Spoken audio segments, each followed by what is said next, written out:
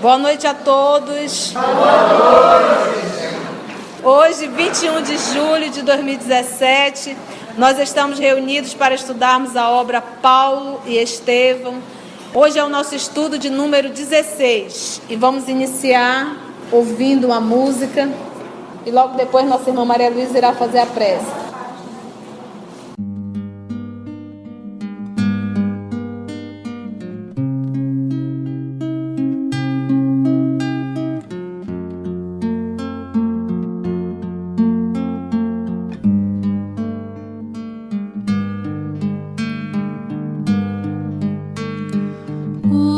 Estiveres agora, nosso bom Deus te guarde.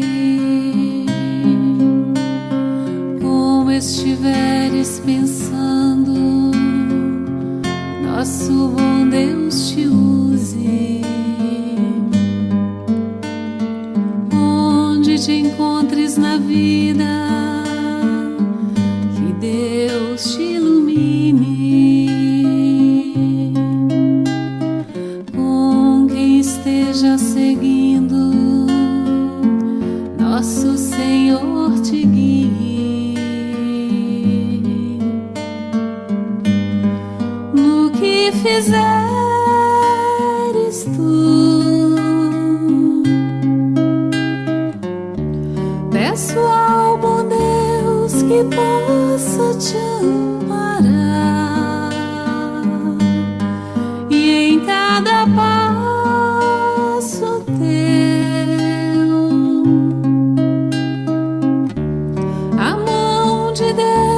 virá te abençoar. Como estiveres agora, nosso bom Deus te guarde. Como estiveres pensando, nosso bom Deus te use. Te encontres na vida, que Deus te ilumine. Com quem esteja seguindo, nosso Senhor te guie. No que fizeres tu,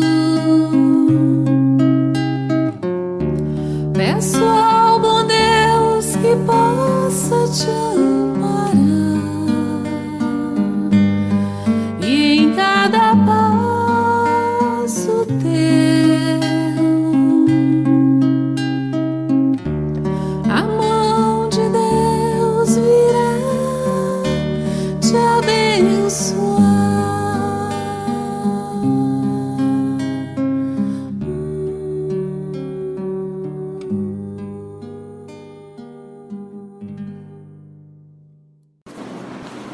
Como bem o disse a canção, Deus está em todo lugar.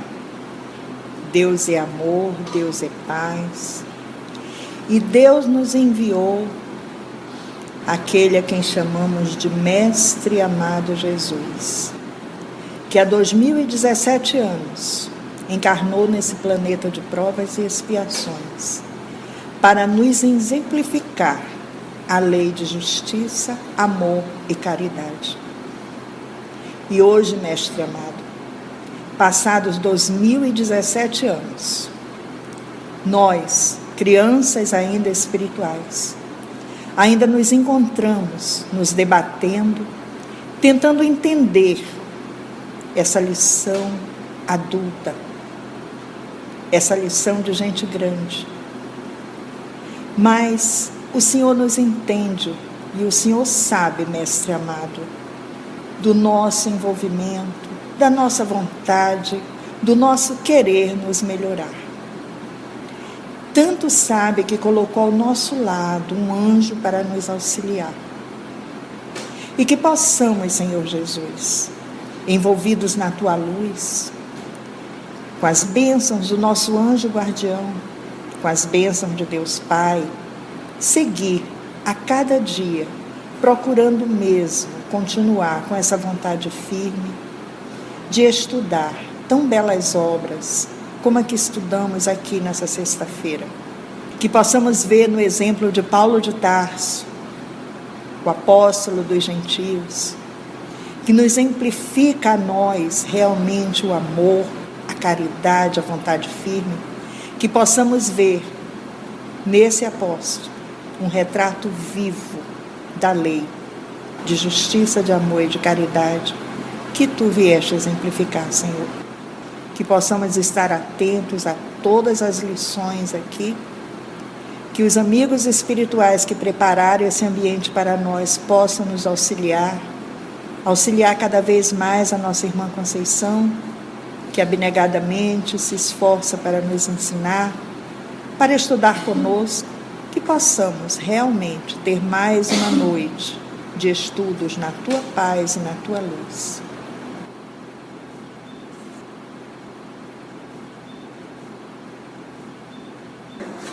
Então vamos lá, para o nosso estudo de número 16 da obra Paulo e Estevão. Que o nosso Senhor Jesus então nos conduza.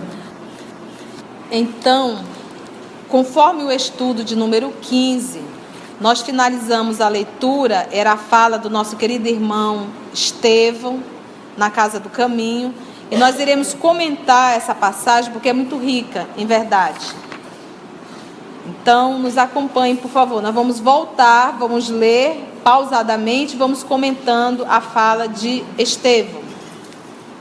Nessa fala entre ele e Saulo de Tarso, que está na Casa do Caminho. Nosso querido Gesiel estava palestrando e Saulo de Tarso se sentiu no direito de indagá-lo. Vamos lá? Responde Gesiel: amigo, bem se dizia que o mestre chegaria ao mundo para a confusão de muitos em Israel, citando o Antigo Testamento. Toda a história edificante do nosso povo é um documento da revelação de Deus. No entanto, não vede nos efeitos maravilhosos com que a providência guiou as tribos hebreias no passado, tirando o grupo do Egito para trazer a terra prometida? A manifestação do carinho extremo de um pai desejoso de construir o futuro espiritual de crianças queridas do seu coração. E ele está falando dessa criança, a criança espiritual. O povo hebreu, é Deus conduzindo ele no deserto, conduzindo ponto a ponto, falando, é como se estivesse falando para crianças espirituais, explicando tudo direitinho. Queridas do seu coração, com o correr do tempo, observamos que a mentalidade infantil enseja mais vastos princípios educativos. Ou seja, é hora de ter uma informação um pouco maior. Então ele diz, é como se ele dissesse assim: os profetas trouxeram lições para as crianças, agora Jesus está trazendo lições maiores para pessoas mais amadurecidas. Por isso a fala de uma das cartas de Paulo. E ele vem mais: o que ontem era carinho é hoje energia, originada das grandes expressões amorosas da alma. O que ontem era bonança na condição de um sossego e verdor na condição de uma inexperiência, para a nutrição de sublime esperança, hoje pode ser tempestade, para dar segurança à resistência. Então ontem foi bonança, hoje é tempestade. Porque, meus irmãos, o papai, ele só manda lições grandes para filhos que já são grandes. Toda dor que bate em nossa porta, todo sofrimento, seja de ordem física ou moral, ele só mandou porque nós temos capacidade de carregar e de tirar todas as lições. Ele não erra. Ele não erra. Antigamente, eram os meninos, até no trato com a revelação. Agora, porém, os varões e as mulheres de Israel atingiram a condição de adultos no conhecimento. Parece que a gente está lendo a carta de Paulo a Coríntios. Para você ver o quanto isso ficou fixado nele, essa lição. Quando eu era criança, ele disse, me vestia como criança, falava como criança. Isso foi a lição de Gesiel, de Estevão, que fixou na mente dele. O Filho de Deus, está falando de quem o Filho de Deus? Jesus trouxe a luz da verdade aos homens, ensinando-lhes a misteriosa beleza da vida, com o seu engrandecimento pela renúncia. Sua glória resumiu-se em amar-nos como Deus nos ama. Por essa mesma razão, ele ainda não foi compreendido. Acaso poderíamos aguardar um Salvador de acordo com os nossos propósitos inferiores? Acaso poderíamos aguardar um Salvador de acordo com os nossos propósitos inferiores? Porque o que o judeu mais queria? Um Salvador guerreiro, que libertasse o hebreu da opressão romana. E me aparece um nazareno, mandando perdoar todo mundo, 70 vezes 7, amar. Os profetas afirmam que as estradas de Deus podem não ser os caminhos que desejamos. E que os seus pensamentos nem sempre se poderão harmonizar com os nossos. Porque às vezes nós queremos uma coisa, mas o melhor é essa outra coisa. É por isso que eu costumo dizer, eu tenho aprendido isso. Eu não peço mais nada. O Senhor está no teu braço, está nas tuas mãos. Faça-se a tua vontade. Se tiver de ser, vai ser. Se não tiver, não vai ser. Pronto, acabou. Porque às vezes nós fazemos determinados pedidos, tanto a gente pede, o papai atende e depois nós vamos sofrer as consequências. O papai vai te atender para você ver a besteira que você está fazendo. E aí ele vai e cede. E depois a gente fica chorando as pitangas. Então, entre o que eu quero e entre o que o pai quer, eu tenho certeza que o que ele quer é muito melhor do que o que eu quero. Então, tu acha que eu vou pedir? Sou besta? Está nas tuas mãos. E que o Senhor mandar, estou firme. Entendeu? Mesmo que não seja o que eu queira. Mesmo que isso venha com muita dor. Os profetas afirmam que as estradas de Deus podem não ser os caminhos que desejamos. E que os seus pensamentos nem sempre se poderão harmonizar com os nossos. Que dizermos de um Messias que empunhasse o cetro no mundo, disputando com os príncipes da iniquidade, que é a perversidade, um galardão que seria a glória de triunfos sangrentos? Você imagina Jesus guerreando, matando? Eu sou enviado de Deus? Porventura, a terra já não estará farta de batalhas e cadáveres? Isso tudo ele falando para Saulo de Tarso. Perguntemos a um general romano quanto lhe custou o domínio da aldeia mais obscura. Consultemos a lista negra dos triunfadores, segundo as nossas ideias errôneas da vida. Israel jamais poderia esperar um Messias a exibir-se num carro de glórias magnificentes, do plano material, suscetível de tombar no primeiro resvaladouro do caminho. Essas expressões transitórias pertencem ao cenário efêmero, breve,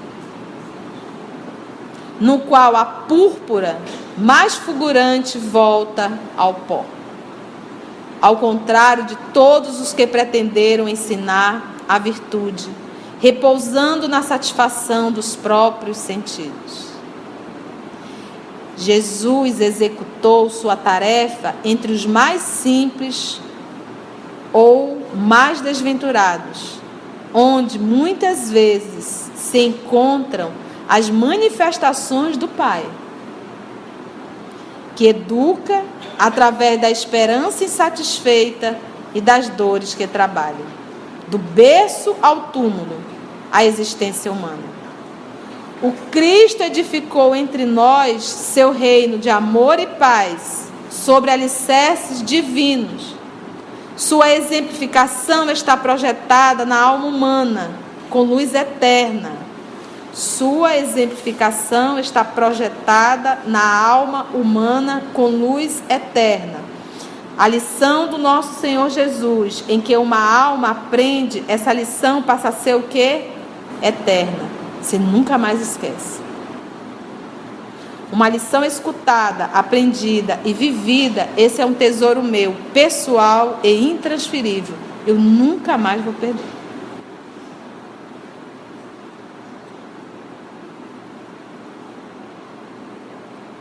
Quem de nós, então, compreendendo tudo isso, poderá identificar no emissário de Deus um príncipe belicoso, né? Propenso à guerra, guerreiro? Não. O Evangelho é amor em sua expressão mais sublime. O Mestre deixou-se imolar, sacrificar, transmitindo-nos o exemplo da redenção pelo amor mais puro. Pastor do imenso rebanho, ele não quer se perca uma só de suas ovelhas bem amadas, nem determina a morte do pecador, que é aquilo que nós costumamos falar. Quando nós conversamos com alguém, nós estamos criticando o ato e não a pessoa. O teu ato é imundo. O teu ato é imundo. E eu condeno o teu ato. O teu ato é condenável. Entendeu? Que é isso que nós temos que entender. Porque o ser humano ele é de ordem divina. Mas a atitude que está tendo é imunda. Ele não quer que se perca uma só de sua ovelha bem amada. Nem determina a morte do pecador. Ele não quer a morte do pecador, ele quer a morte do pecado. O Cristo é vida. E a salvação que nos trouxe está na sagrada oportunidade da nossa elevação, como filhos de Deus, exercendo os seus gloriosos ensinamentos. E aqui finalizamos o comentário de Gesiel na Casa do Caminho. Então vamos ver esse momento difícil aqui, como que Estevão vai desenrolar esse novelo. Depois de uma pausa, o doutor da lei se erguia para revidar quando Estevão continuou. E agora, irmãos, peço vênia para concluir minhas palavras. Se não vos falei como desejavas, falei como o Evangelho nos aconselha, arguindo a mim próprio na íntima condenação de meus grandes defeitos. Que a bênção do Cristo seja com todos vós. Se tiver erro, foi eu falando, que o Evangelho não tem erro, fala dele. Antes que pudesse abandonar a tribuna para confundir-se com a multidão, o futuro rabino levantou-se de chofre, repentinamente, e observou enraivecido. Exijo a continuação da arenga. Que o pregador espere, pois não terminei o que preciso dizer. Estevão replicou serenamente. Não poderei discutir. Por quê?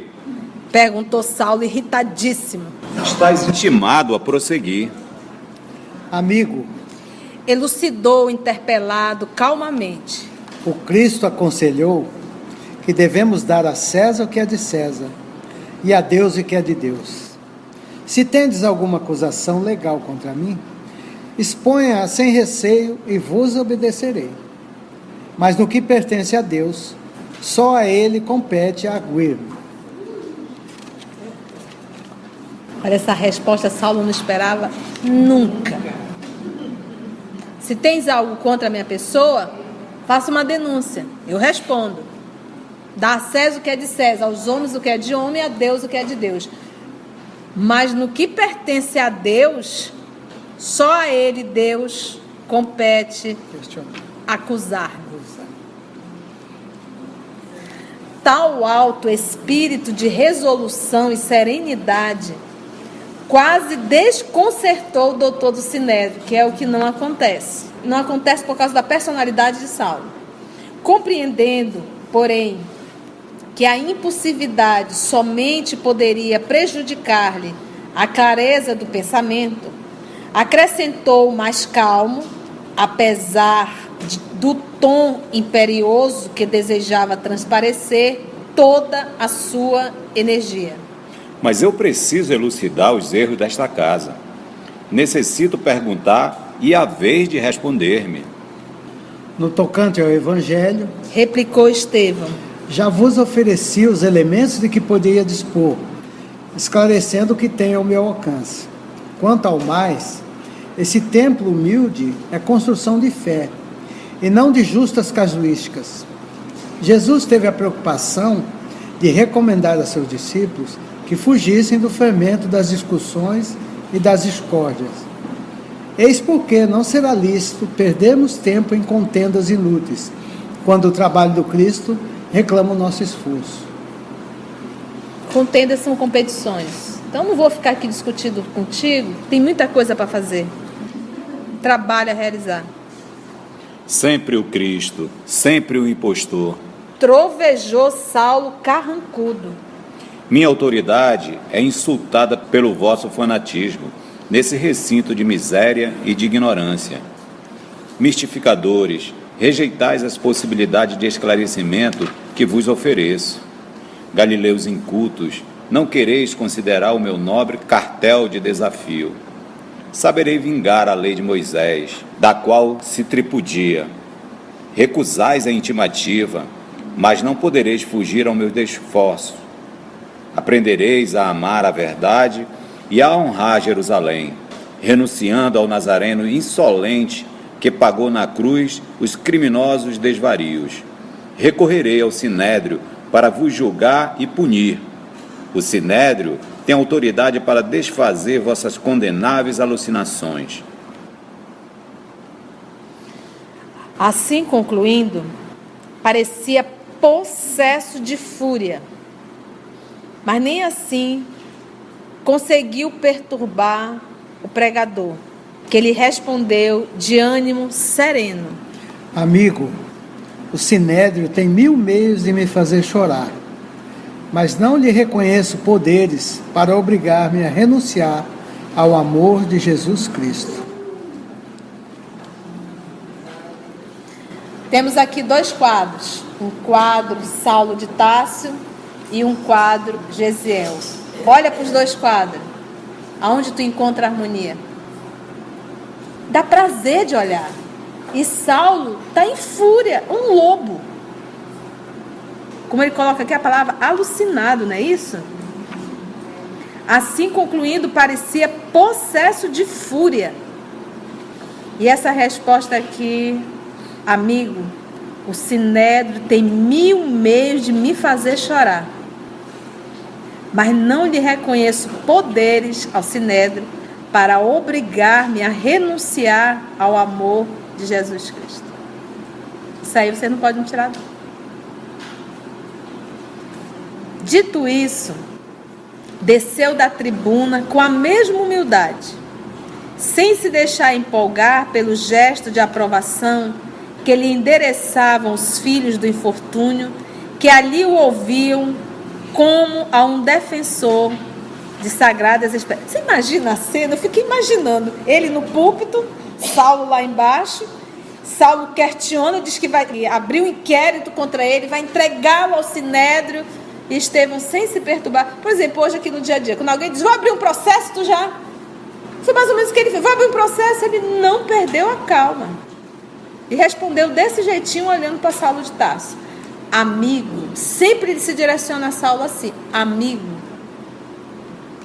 o Sinédrio tem 1000 meios de me fazer chorar. Isso é muito forte. Saulo nunca ouviu isso de ninguém. E outra, sem medo de Saulo. Ele não estava com uma atitude de servilismo, de paparicação, porque Saulo era um doutor. Ele tratou Saulo como qualquer um. Qualquer pessoa ali tratou do mesmo jeito. Ele não se intimidou com a presença dele. Amigo, o Sinédrio tem 1000 meios de me fazer chorar. É muito forte isso. Mas não lhe reconheço, o Sinédrio, poderes para obrigar-me a renunciar ao amor de Jesus Cristo. Dito isso, ele desceu da tribuna com a mesma humildade, sem se deixar empolgar pelo gesto de aprovação que ele endereçava aos filhos do infortúnio, que ali o ouviam como a um defensor de sagradas esperanças. Alguns protestos isolados começaram a ser ouvidos. Fariseus irritados gritavam insolências e remoques. A massa agitava-se, prevendo atrito iminente. Mas, antes que Estevão caminhasse 10 passos para o interior junto dos companheiros, e antes que Saulo o alcançasse com outras objeções, pessoais e diretas, uma velhinha maltrapilha apresentou-lhe uma jovem, pobremente vestida, e exclamou, cheia de confiança: Senhor, sei que continuais a bondade e os feitos do profeta de Nazaré, que um dia me salvou da morte, apesar dos meus pecados e fraquezas. Atendei-me também por piedade. Minha filha emudeceu há mais de 1 ano. Trouxe-a de Dalmanuta até aqui, vencendo enormes dificuldades, confiada na vossa assistência fraternal. O pregador refletiu, antes de tudo, no perigo de qualquer capricho pessoal da sua parte, e, desejoso de atender a suplicante, contemplou a doente com sincera simpatia e murmurou: De nós nada temos, mas é justo esperar do Cristo as dádivas que nos sejam necessárias. Ele, que é justo e generoso, não te esquecerá na distribuição santificada da sua misericórdia. E, como atuado por força estranha, acrescentava: Hás de falar para louvor do bom mestre. Então, viu-se um fato singular que impressionou de súbito a numerosa assembleia. Com um raio de infinita alegria nos olhos, a enferma falou: Louvarei ao Cristo de toda a minha alma, eternamente. Poxa, precisaria de mais alguma coisa para Saulo de Tarso? Mas quando nós não queremos ver, ela e a genitora, tomadas de forte comoção, caíram ali mesmo, de joelhos, e beijaram-lhe as mãos. Estevão, entretanto, tinha agora os olhos mareados de pranto, profundamente sensibilizado. Era o primeiro a comover-se e admirar a proteção recebida, e não tinha outro meio que não o das lágrimas sinceras para traduzir a intensidade do seu reconhecimento. Os fariseus, que se aproximavam no intuito de comprometer a paz do recinto humilde, recuaram estupefatos. Os pobres e os aflitos, como se houvessem recebido o reforço do céu para o êxito da crença pura, encheram a sala de exclamações de sublime esperança. Saulo observava a cena sem poder dissimular a própria ira. Se possível, desejaria esfrangalhar, rasgar em muitos pedaços, tá? Esfacelar Estevão em suas mãos. Tamanho ódio dele. Qual era o ódio que movimentava Saulo de Tarso? Qual era o sentimento aí? E a vaidade. E a vaidade. Ele foi diminuído, né? Ele se sentiu diminuído. Por que ele se sentiu diminuído? E tem um outro ponto aí também. Ele nunca perdeu uma contenda. Ele nunca perdeu uma contenda. Ele encontrou alguém mais inteligente que ele. E isso, para a pessoa que se sente, é demais. Ele foi educado assim, não é para ser o melhor. Sempre a última palavra, ser o melhor. Os próprios pais o envaideceram, né? Criaram tudo isso nele. Então ele não admitia não ter a última palavra. Mas é isso, é verdade, ele era. Por isso, quando nós falamos na mudança de Saulo, e quando Emmanuel comenta, ele diz que a mudança de Madalena foi maior do que a de Saulo. Mas ele coloca essas duas criaturas como assim, foram pessoas que fizeram verdadeiramente mudanças grandiosas. Por quê? Porque Saulo de Tarso lutou com dois grandes monstros, que é o orgulho e a vaidade. Por que Emmanuel fez questão de mostrar todos esses detalhes aqui de Saulo? Para nós entendermos a mudança desse homem. Não foi fácil. O que o homem mais valorizava era poder. Ele abriu mão disso. Paulo era chamado de louco. De louco. Ele foi considerado um doente mental depois que ele se converteu. Era o que ele chamava de um louco passivo. Vocês terem noção da mudança. Oi? Existe uma observação aí, né? Que Estevão, ele tinha inspiração de Deus. Inspiração. Inspiração de Deus. E Saulo estava confiado no conhecimento humano somente, né? Então ele se viu confrontado ali diante de um homem mais sábio que ele, que era realmente inspirado por Deus, né? Porque, sem dúvida alguma. E nós temos que ver isso. Quem faz diferença no ser humano não é ter vários diplomas, etc. Não, quem faz diferença é Deus de todo o conhecimento. Sem dúvida alguma. Vamos lá. Esteve em suas mãos. No entanto, apesar do temperamento impulsivo, chegou à conclusão de que um ato agressivo levaria os amigos presentes a um conflito de sérias proporções. Porque lembra que tinham outros judeus, fariseus lá dentro? Refletiu igualmente que nem todos os adeptos do caminho estavam como pregador em condições de circunscrever a luta, seria limitar, a luta ao plano das lições de ordem espiritual. E, de certa maneira, não recusariam a luta física. De relance, notou que alguns estavam armados, que os anciãos traziam fortes cajados de arrimo, e os aleijados exibiam rijas, duras muletas. Ele olhou para um lado, olhou para o outro, não, ninguém vai começar uma briga aqui não, que esse povo está armado, olha, com cajado, muletas. A luta corporal naquele recinto de construção frágil teria consequências lamentáveis. Procurou coordenar melhores raciocínios. Teria a lei a seu favor. Poderia contar com o sinédrio. Os sacerdotes mais eminentes, mais elevados, eram amigos devotados. Lutaria com Estevão até dobrar-lhe a resistência moral. Esse movimento era de quê? Orgulho e vaidade. Se não conseguisse submetê-lo, odiá-lo-ia para sempre. Que é o próprio judaísmo, a própria cultura, diz assim: você deve amar o seu amigo e odiar o seu inimigo, e toda a família do seu inimigo. Isso era ensinado assim, era.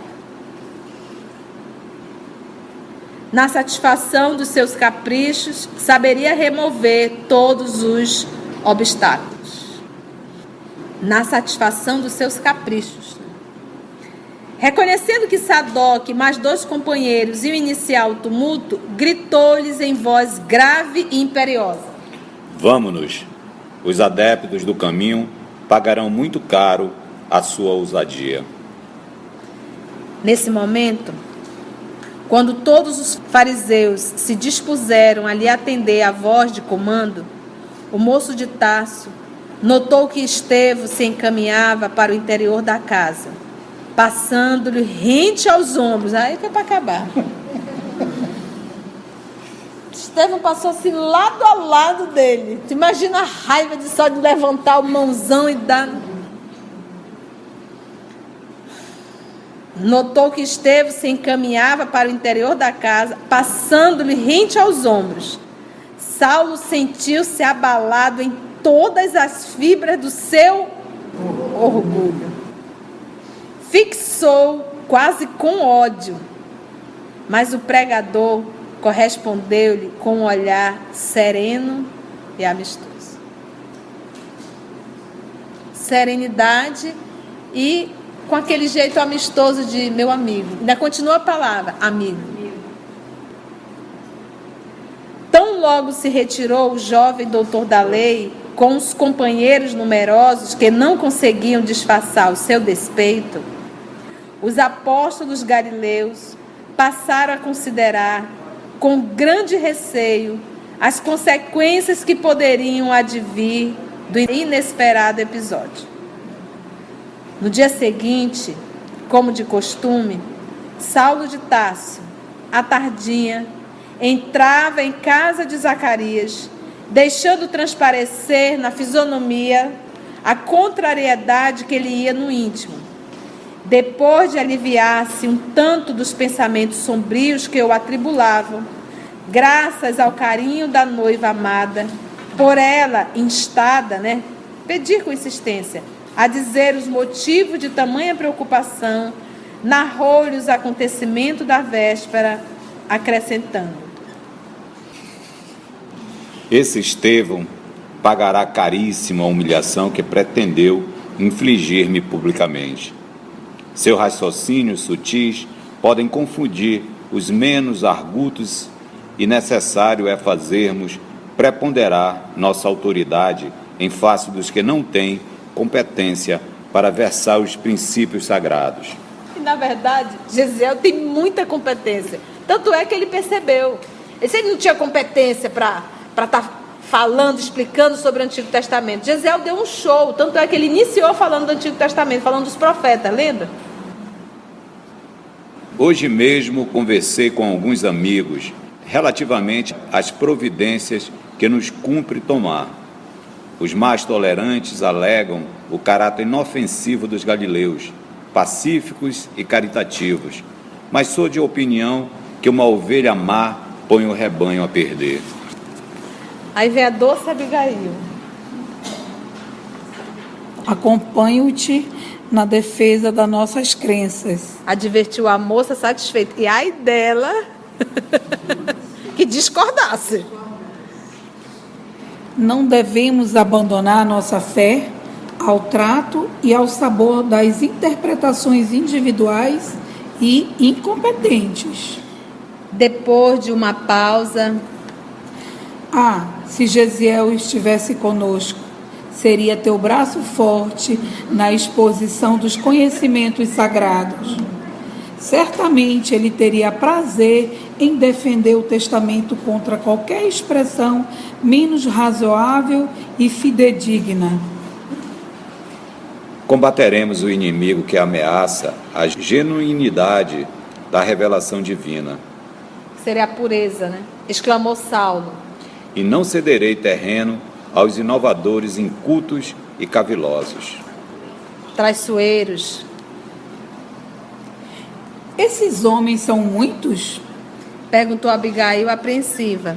Sim, e o que os torna mais perigosos é o mascararem as intenções com atos piedosos, por exaltar a imaginação versátil do povo com pretensos poderes misteriosos, naturalmente alimentados à custa de feitiçarias e sortilégios.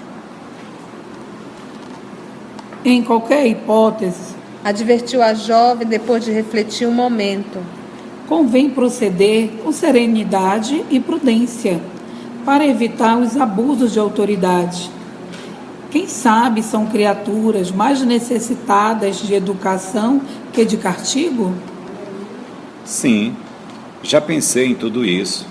Aliás, não pretendo incomodar os galileus simplórios e despretensiosos que se cercam em Jerusalém de inválidos e doentes, dando-nos a impressão de loucos pacíficos. Contudo, não posso deixar de reprimir o orador, cujos lábios, a meu ver, destilam poderoso veneno no espírito volúvel das massas sem consciência perfeita dos princípios esposados.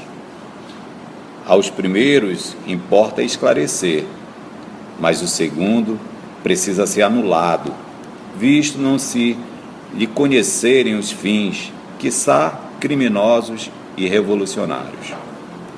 Não tenho como desaprovar as tuas ilações. Concluiu a jovem condescendente. Porque ela até mostrou, ela disse, olha, tudo bem, temos que defender, mas não abusa muito não. Não utiliza da tua autoridade, né? Ela deu um toquezinho. Por isso é que ele informava que Abigail era o coração do seu cérebro. Ele era muito razão e ela emoção. Então ela acabava fazendo com que ele viesse a dosar um pouco. Em seguida, como de costume, palestraram sobre os sentimentos sagrados do coração, foram namorar. Notando-se que o moço de Tarso encontrava singular encanto e caricioso bálsamo nas observações afetuosas da companheira querida. Passados alguns dias, tomavam-se em Jerusalém providências para que Estevão fosse levado ao Sinédrio e ali interrogado sobre a finalidade, colimada, examinada com as prédicas, que era o discurso, lá na Igreja do Caminho. Dada a intercessão conciliatória de Gamaliel, o feito se resumiria a uma discussão em que o pregador das novas interpretações definisse perante o mais alto tribunal da raça os seus pontos de vista, a fim de que os sacerdotes, como juízes e defensores da lei, expusessem a verdade nos devidos termos. O convite à requesta, que seria a contenda, a briga, chegou à igreja humilde, mas Estevão se esquivou, alegando que não seria razoável disputar em obediência aos preceitos do mestre, apesar dos argumentos do filho de Alfeu, que é Tiago, a quem intimidava a perspectiva de uma luta com as autoridades em evidência, parecendo-lhe que a recusa chocaria a opinião pública. Então, qual era o convite? Levar Estevão para dentro do Sinédrio e ali ele e Saulo de Tarso começaram a discutir. Entendeu? Disputa mesmo, era comum. Vamos fazer uma disputa, uma arenga aqui. Tu fala, eu falo, tu fala, eu falo. Estevão disse, não vou. Jesus mandava fugir das contendas, e isso era um ato comum dentro do judaísmo. Eles discutiam muito, eles se reuniam e discutiam assim mesmo, parecia que estavam brigando. Era o jeito mesmo, o jeitão deles. Saulo, a seu turno, não poderia obrigar o antagonista, a corresponder ao desafio. Era um desafio, ele convidou Estevão a um desafio. Mesmo porque o Sinédrio só poderia empregar meios compulsórios, obrigatórios, no caso de uma denúncia pública. E não havia nenhuma denúncia contra Estevão. Depois da instauração de um processo em que o denunciado fosse reconhecido como blasfemo ou caluniador. Então, até agora, não tinha absolutamente nenhuma acusação. Ninguém acusou Estevão de nada. Então, o primeiro momento lícito seria chamá-lo para essa arenga dentro do Sinédrio. E Estevão não foi. Tiago, esse filho de Alfeu, Tiago menor, disse, olha, é melhor ir. Ante a reiterada escusa de Estevão, o doutor de Tarso exasperou-se. Ele ficou irritadíssimo. Recusar um convite de Saulo de Tarso? E depois de irritar a maioria dos companheiros contra o adversário, ele mesmo foi criando, arquitetou vasto plano, de modo a forçá-lo à polêmica desejada, na qual buscaria humilhá-lo diante de todos os maiorais do judaísmo dominador, porque ele se sentiu humilhado na Casa do Caminho, ele não preparou um discurso, que ele não imaginava que ia encontrar uma personalidade como a de Estevão ali dentro. Então agora o que ele está querendo? Isso, agora eu vou me preparar. Exatamente, agora eu vou me preparar porque eu quero humilhá-lo. E ele não está conseguindo realizar o seu desejo porque Estevão disse que não. Depois das sessões comuns do tribunal, Saulo chamou um de seus amigos serviçais e falou-lhes em voz baixa.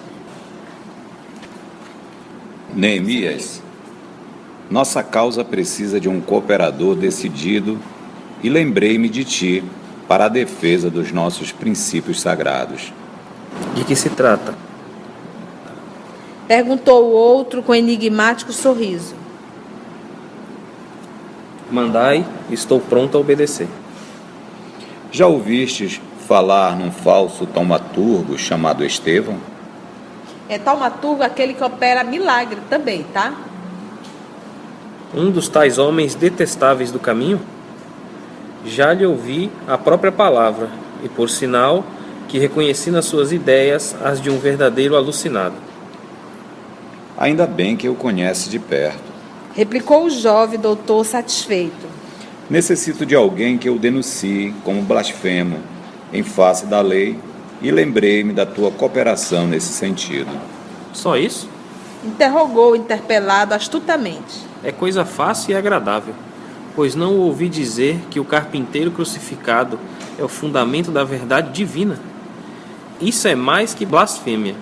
Trata-se de um revolucionário perigoso que deve ser punido como caluniador de Moisés. Muito bem. Exclamou Saulo num largo sorriso. Conto, pois, contigo.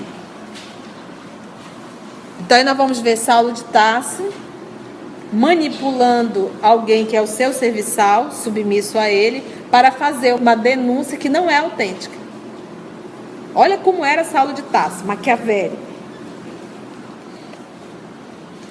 No dia imediato, Neemias compareceu ao Sinédrio e denunciou o generoso pregador do Evangelho como blasfemo e caluniador, acrescentando criminosas observações de própria conta. Ele não acrescentou mais ainda. Na peça acusatória, Estevão figurava como feiticeiro vulgar, mestre de preceitos subversivos em nome de um falso Messias que Jerusalém havia crucificado anos antes, mediante idênticas acusações. Neemias inculcava-se como vítima da perigosa seita que ele atingira e perturbar mesmo, tá, gente? A própria família. E afirmava-se testemunha de baixos sortilégios por ele praticados em prejuízo de outrem. Saulo de Tarso anotou as mínimas declarações, acentuando os detalhes comprometedores. Porque ele não era o doutor da lei? Então, ele mesmo ali anotando, fazendo de conta que... ele é o juiz, ele conversou com o funcionário dele, o funcionário veio no dia seguinte fazer a denúncia, e ele mesmo está ali recolhendo a denúncia. Anotou as mínimas declarações, acentuando os detalhes comprometedores. A notícia estourou na Igreja do Caminho, produzindo efeitos singulares e dolorosos. Os menos resolutos, com Tiago à frente, deixaram-se empolgar por considerações de toda ordem, receosos de se verem perseguidos. Mas Estevão, com Simão Pedro e João, mantinham-se absolutamente serenos, recebendo com bom ânimo a ordem de responder corajosamente ao libelo, que seria a acusação. Cheio de esperança, rogava a Jesus não o desamparasse, de maneira a testemunhar a riqueza de sua fé evangélica, e esperou o ensejo, a oportunidade, com fidelidade e alegria. Olha que interessante. E aí a lição para todos nós. Vai vir chumbo grosso, estaremos sendo chamados ao testemunho, vamos ficar felizes por isso, estamos sendo dignos disso, estudo de quarta-feira, estamos sendo dignos de ser chamados ao testemunho, que nós possamos ser fiéis a Deus e ao nosso Senhor Jesus. Então, é uma coisa interessante aos cristãos primitivos, eles não fugiam ao testemunho. Em nenhum momento eles pediam para que Jesus desse força para eles serem fiéis, mas eles não pediam. Jesus, dá para nos livrar disso? E esperou a oportunidade com fidelidade e alegria. Voltando à história do Paulo, nós estávamos caminhando de manhã, ele comentou isso. Ele disse assim, tia, na terça-feira nós fizemos, e eu citei aquele caso que eu vivi com o motoqueiro. dei a ré, eu digo, já aprendi a dar ré, né? Dei a ré e saí, deixei o louco passar. Então ele disse que hoje, quando ele se viu nessa situação, ele disse que veio aquele estudo na terça-feira. E ele disse que a vontade era peitar realmente, era ir para frente. Ele estava muito mais lá do que o outro. Mas ele lembrou daquilo, o que ele fez? Cedeu. Deu a ré, o trabalho dele seria maior, deixou o outro passar e seguiu, acabou. Então, eu perguntei, como tu te sentisse? Ele, muito bem. Muito bem. Então, esse exemplo simplório serve para todos nós no dia a dia. Então, quando nós nos vemos numa situação dessa, sejamos aquele que cede, porque só um ser grande consegue ceder. O pequeno não cede. Porque todos esses nossos estudos, gente, ele não deve servir apenas como uma informação e para a intelectualidade. Ele tem que ser vivido. Eu me recordo uma vez, um amigo nosso de estudo, e ele me contou isso. Ele disse que ele vinha dirigindo e ele tentava ultrapassar e a pessoa no carro na frente ia para um lado. Ele tentava para o outro lado, a pessoa via. Ele disse que aquilo foi irritando. E ele estava no carro grande. Ele disse que aquilo foi irritando, que ele disse, eu vou meter o meu carro vou bater esse carro da frente. Ele disse que acelerou. Quando ele acelerou, ele disse que viu o meu rosto assim na frente dele, isso foi engraçado, o rosto da tia. Disse que parecia assim que ele tomou um choque. Mas na verdade era o estudo do Evangelho. E ele tomou um sorte, ele freou e disse, meu Deus, o que eu ia fazer? Ele é até médico, esse amigo nosso. Aí ele parou, respirou, fez a prece. Aí se acalmou, porque ele ia bater realmente. Aí ele conseguiu ultrapassar o bendito carro. Era uma senhorinha. Aquela que dirige bem em cima, assim. Quando ele olhou para ele, disse, meu Deus, eu ia matar a veinha, tadinha. Para nós observarmos, então são coisas pequenas. Então, não vamos nos preocupar, porque a misericórdia divina não nos chama para dar grandes testemunhos. Ainda é coisa pequenininha, que nós ainda estamos nos engasgando, vamos dizer assim. Então, quando começarmos a superar as pequenas, virão as maiores. Nós ainda estamos no abecedário da renúncia e da resignação. Estudando o livro Pensamento e Vida, o sábado tem uma turma que está estudando das 14 às 15. Livro fantástico. E chamou muita atenção o aprendizado desse livro, desse estudo, do capítulo sobre os iniciais. É instrução e educação. Eu não tinha me apercebido até então essa diferença tão maravilhosa. E se vê aqui Saulo de instrução, mas não de educação do sentimento. Exatamente. Que é totalmente diferente. Oposto. Você encontra pessoas extremamente intelectualizadas ou pessoas com vários títulos, mas quando a dor chega, a pessoa não sabe lidar com aquilo. O tempo já foi.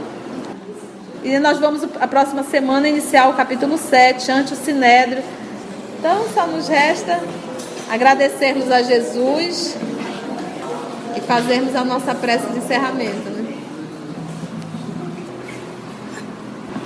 Fechemos os nossos olhos, que possamos sentir a presença do nosso Mestre aqui conosco,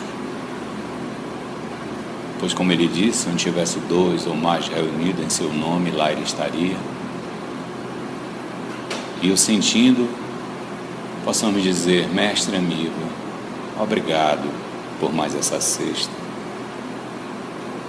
por já estarmos buscando conhecer-te através do teu Evangelho, através de obras como essa de Paulo e Estevão,